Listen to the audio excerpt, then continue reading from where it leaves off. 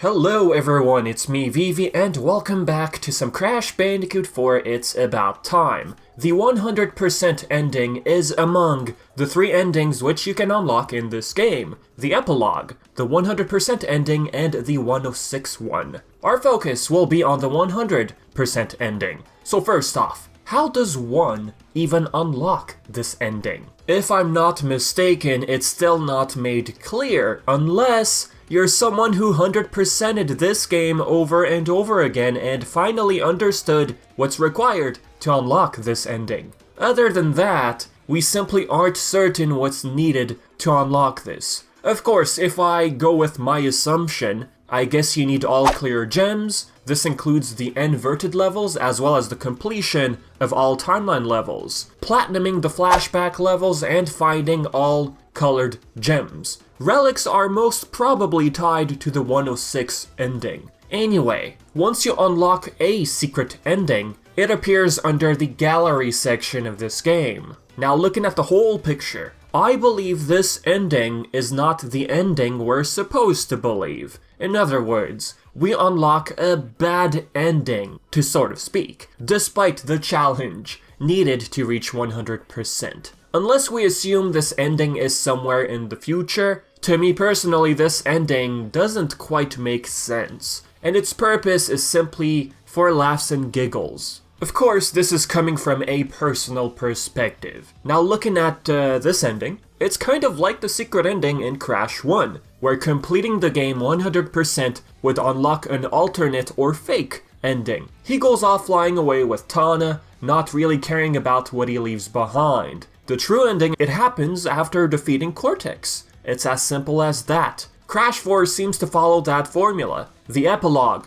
is the true ending where you beat the game, with 106 being a bonus true ending. With that said, I won't be repeating every single word the narrator says in this ending. I mean, that'd be quite redundant, wouldn't it? Rather, I want to mainly focus on some unusual things from this 100% ending. Some of them which make me believe this ending isn't quite what we think it is. N. Gin pursues Jazz. Alright, not too unusual considering the fact he for some reason had a liking for rock metal music. His boss fight revolved around that premise altogether. N. Gin still appears to keep Cortex on his mind. Right there in the back looks to be a Cortex picture. He would be aware at this point that Cortex went missing. So yeah, nothing too unusual for the first part of this ending. As for this one, we have Ripper Roo and his cabin of curiosities. Embryo is caged. According to the narrator, he was mistaken for a flying squirrel and then put up on display. Is he alive?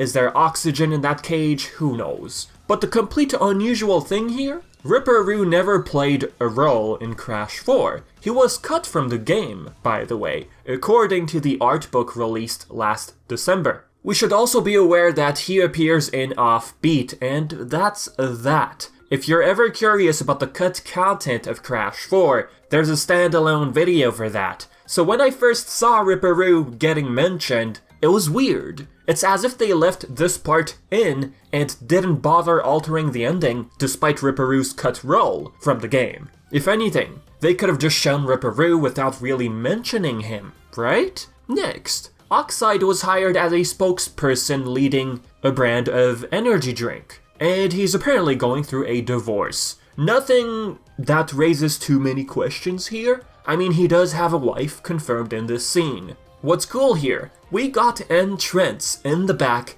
as well as Zim. If you're able to recall, Zim made his latest appearance as another playable character in Nitro Fueled, and the same applies for N. Trent's. Their original debut, respectfully, well, we have Crash Bandicoot 2 Entranced from 2003 for Entrance and Nitro Kart for Zim from 2003. Fun little fact about Zim, there was a short prequel digital comic published by Activision and made by Beenox. This would be a prequel to CTR Nitro Fueled, more precisely. Zim and Zam are seen as Oxide's henchmen. Crash 4 could be implying that Zim at least kept tabs on Oxide. Okay, we could believe these things, since we don't really know what happened to Oxide after his encounter with the Entropies. So yeah, moving on. Cortex's blimp is turned into a crystal shop. The lab assistants, who, fun fact, are mass-produced robots as seen in the secret warp room in 3, they don't seem to want to forget Cortex. They might think he's dead,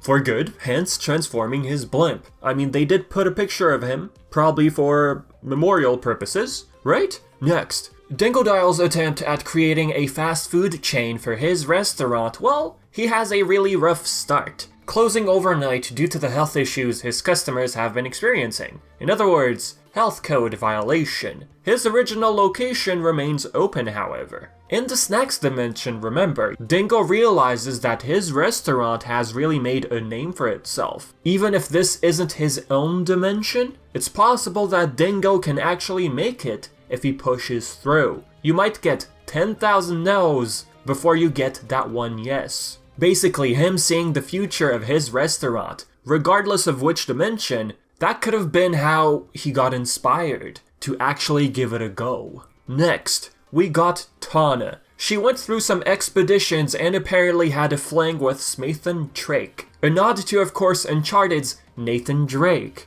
Upon closer inspection, we have a scrapbook. She, by the way, started scrapbooking, according to the narrator. It's titled Tawna's Memories, and we can also notice a copy of Spyro Reignited Trilogy. A very nice Easter egg if you ask me. After all, Toys for Bob is the same developer behind Spyro the Dragon. Well, you know, the Reignited Trilogy. Another cool fact about this part. Cogmonkey, a reoccurring name within the Crash community. Well, a while back, he discovered, deep within the files of the game, that Tawna, among the other characters, was supposed to have skins, and one of them says Expedition Tawna. I assume it's this outfit we see right in this picture. We also have what appears to be a Wampa drink, perhaps a nod to the Wampa Whip from Tag Team Racing, where it appeared originally. Next up, we have Coco, who joins esports after failing to invent the world's first self-flying flying car. And yeah, this one has so many things going on at once. We have Nina Cortex, who hasn't appeared in Crash 4.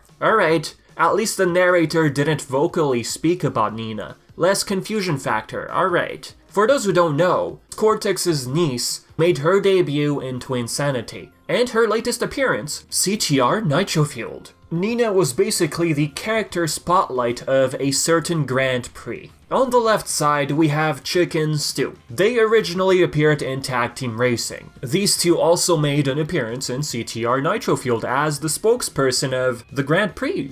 And eventually they also became part of the character roster of CTR. Since Crash 4 is a sequel to 3, we'd like to believe that all these new characters, well, apart from Tawna, of course, all these characters seem to be from our dimension. But hey, it's possible that the mysterious character right there in the back next to Cortex is also from a different dimension. Some like to believe that's a Brat Girl, a mutated bat that was originally part of Nina's minions in Titans, but then later worked for Cortex and Mind Over Mutant at the evil public school. That's Cool is where Cortex had sent his niece as punishment for what she did in the previous game. That already you wonder, is Toys for Bob, if they're still going to be the developer for the next Crash game, are they gonna bring back some of those elements from the previous era? There's of course symbols of the elementals in Crash 4. They originated from Wrath of Cortex. If they're already making reference to Wrath of Cortex, I mean, maybe it's possible that Toys for Bob might reimagine some elements from previous games. You know, like Nina and the evil public school. If this isn't a Brat Girl, then we simply have this tweet to go by. As a response to a question related to this mysterious character, he replied, "Stay tuned." This tweet dates back to December 10th, 2020. A month ago, pretty much. This was illustrated by him as well, fun fact. If this is supposed to be an actual ending, what doesn't make sense here? Well, unless of course this is taking place in the future, Cortex shouldn't even be here, as he's currently stranded in an unknown location. Tawna and Dingo especially being next to Crash, it's not unusual after what we learned in Crash 4. But since Nina Cortex is in this picture, it can make sense Cortex being here. But apart from that, If this is not part of the future, he shouldn't be here. Last thing for this one. Maybe I'm wrong, but the banners up top seem to have a W on them. W might stand for Wumpa. Going back to the Uncharted Easter egg clip which Crash Bandicoot account posted on Twitter back on November 30th, there's Wumpa League right in the back. Whether or not both these things hint at a PvP game, hence the stay tuned when going back to this mysterious character,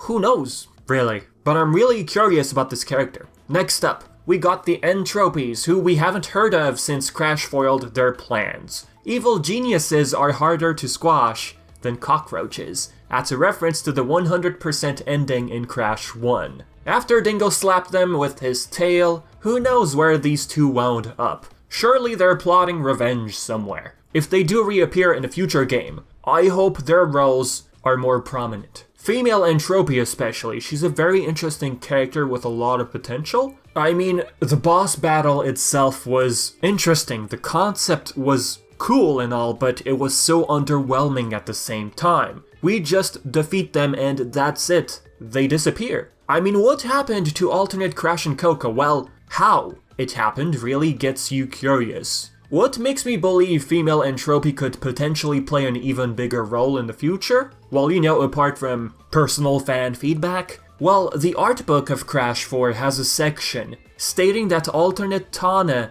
joins the team for good. Tawna makes it clear that she's part of the team now, for good. So combining that information with the epilogue, it's possible our universe Tawna might get replaced. Not saying this is confirmed, but it appears to be more clear now. We'll see more of alternate Tawna. Not seeing our Tawna if ever, it's quite a bummer, as I feel they could have done something with her. If anything, maybe you might not like what I'm about to say, the Nitro Squad. They could have easily done something with the Nitro Squad and our Tawna. If they want to utilize our universe Tawna, they could squeeze in the Nitro Squad and come up with some sort of idea. However, going back to that statement in the art book, we're not so sure anymore. And lastly, we have our narrator right here.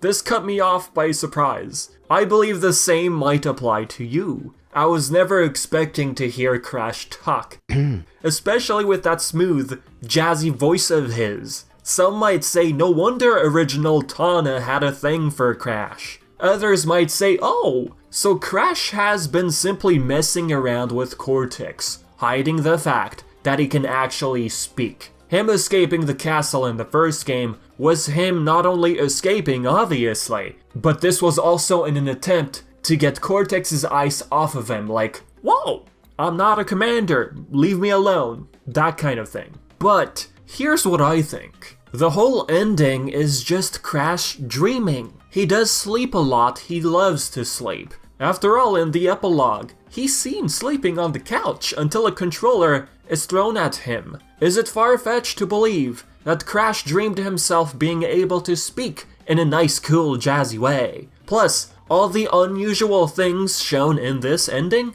could be a manifestation of him dreaming. Would Toys for Bob really disregard Crash being established as a pretty silent, bubbling marsupial? To me, Crash speaking was just a fun attempt at a joke. If he does really speak, would they use it? I'm aware of, Skylanders Academy where Crash spoke. Let's just not compare these two things, alright? So yeah, the question right now, if Crash really does speak, which I'm inclined to believe he doesn't, he's just dreaming, will they use that? Or will they just stick to the almost voiceless Crash we know? Leave your thoughts in the comments section below, alright? Tell me what you think about this 100% ending. Do you feel like it's true? Or do you feel like this is an ending which was just made for fun and something we're not supposed to believe? Alright, so yeah, I've been Vivi, thank you for the support, and until next time.